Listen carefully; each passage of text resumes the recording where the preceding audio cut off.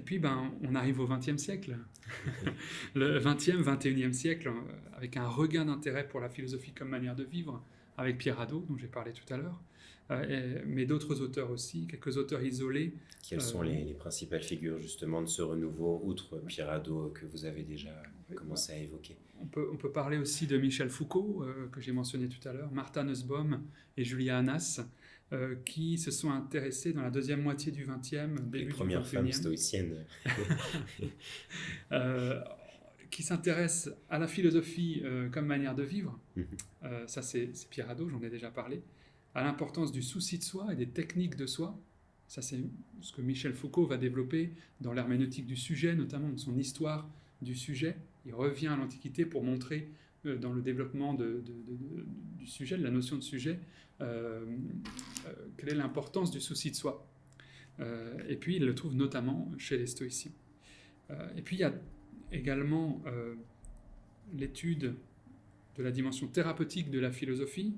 Ça, c'est Martha Nussbaum notamment, mais aussi les fondateurs des thérapies cognitives et comportementales, Aaron Beck et Albert Ellis, par exemple, qui, lorsqu'ils fondent ces thérapies-là, ce nouveau type de psychothérapie, vont aller voir chez les stoïciens la distinction entre les faits et notre jugement sur les faits, la distinction entre ce qui dépend de nous et ce qui ne dépend pas de nous, et tout ce qui concerne l'utilisation de ces principes dans la gestion des émotions, dans la thérapeutique de la dépression, de l'anxiété, etc. Et puis enfin, il y a un troisième aspect qui est intéressant, qui arrive à la fin du XXe siècle, c'est la réflexion sur une autre éthique, un autre type d'éthique, c'est l'éthique des vertus.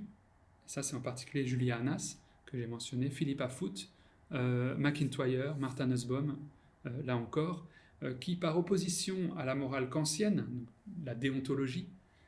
Est-ce que vous pouvez, en deux mots, nous c'est-à-dire que la morale kantienne, c'est la morale du tu-dois, avec un certain nombre de choses que l'on doit faire, des lois, peu importe les circonstances.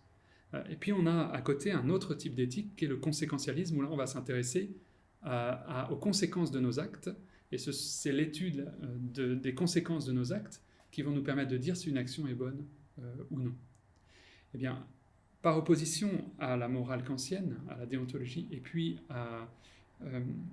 au conséquentialisme, l'éthique des vertus est une troisième solution qui va, elle, s'intéresser plutôt à la responsabilité individuelle, et chaque individu doit agir vertueusement en fonction des circonstances. Donc il n'y a pas de choses qu'il faudrait absolument, d'actions qu'il faudrait absolument faire, et les conséquences étant hors de notre portée, bien souvent, on va plutôt réfléchir à l'intention morale, l'intention bonne, et à la vertu d'où découle, aux vertus d'où découlent ces actions et cette intention morale.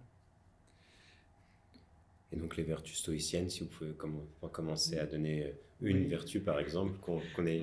Oui, alors les stoïciens ce n'est pas très original, donc ils reprennent les 4 vertus cardinales qui sont déjà présentes chez Platon, qui sont reprises par Aristote et dans toute la philosophie antique, qui sont reprises aussi par le christianisme.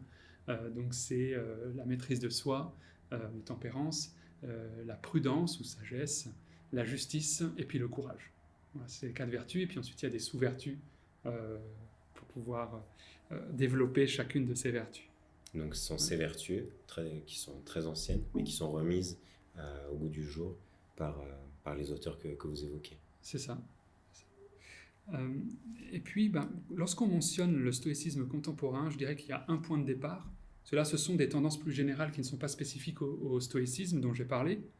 Mais il y a pour le stoïcisme un auteur, Lawrence Baker, qui a publié en 1998 un ouvrage, A New Stoicism, qui là fait le pari de proposer une nouvelle éthique stoïcienne qui soit adaptée aux découvertes scientifiques contemporaines et à la psychologie moderne. Donc là, il y a quelque chose de nouveau qui apparaît, puisque selon lui, une mise à jour de la doctrine stoïcienne est possible. Elle est nécessaire mais surtout possible. Parce qu'on avait à vous écouter, on a l'impression pourtant que le souci de soi et donc de l'individu par lui-même serait au contraire très compatible, spontanément compatible avec l'individualisme qui définit la modernité, mais peut-être pas alors.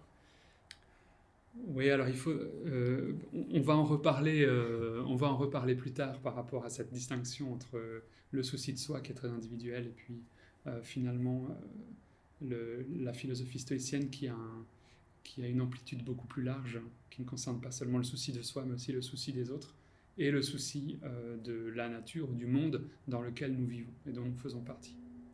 Et je propose peut-être d'y revenir tout à l'heure. En tout cas, à la suite de Lorenz Becker, il va y avoir plusieurs auteurs et il va y avoir plusieurs mouvements qui vont se mettre en place de réappropriation du stoïcisme aujourd'hui. Donc pas seulement de l'histoire de la philosophie, essayer de comprendre ce que pensaient les stoïciens et puis on s'arrête là, mais dans un deuxième temps, une réappropriation, essayer de penser qu'est-ce que la philosophie stoïcienne peut nous apporter aujourd'hui dans une réflexion contemporaine sur la manière de vivre. Et là, j'aimerais citer deux associations, deux mouvements, un anglo-saxon et puis l'autre francophone. C'est tout d'abord l'association Modern Stoicism, qui est un groupe de recherche qui réunit depuis 2012 des philosophes universitaires et des psychothérapeutes, afin de montrer l'intérêt thérapeutique en lien avec les TCC dont j'ai parlé précédemment, et puis l'intérêt, les thérapies cognitives et comportementales, et puis l'intérêt existentiel du stoïcisme en lien avec la philosophie comme manière de vivre, en continuité aussi avec Pierre Hadot. Et puis, en France, en 2017, a été créée une association, dont je suis membre fondateur, Stoa Gallica, pour un stoïcisme contemporain. Donc, association dont je suis l'actuel secrétaire et qui poursuit un travail similaire, c'est-à-dire d'encourager l'étude et la réflexion sur le stoïcisme tel qu'il peut être pratiqué dans notre société contemporaine. Il s'agit de partir de la lecture des textes antiques pour réfléchir à une réappropriation possible ou non des principes ou du mode de vie stoïcien.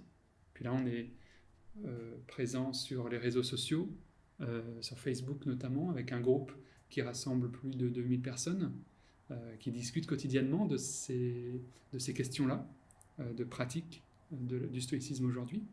Un site internet qui vise à faire connaître le stoïcisme avec une introduction au stoïcisme, et puis à réfléchir collectivement à ce travail de réappropriation à travers un blog et des publications hebdomadaires.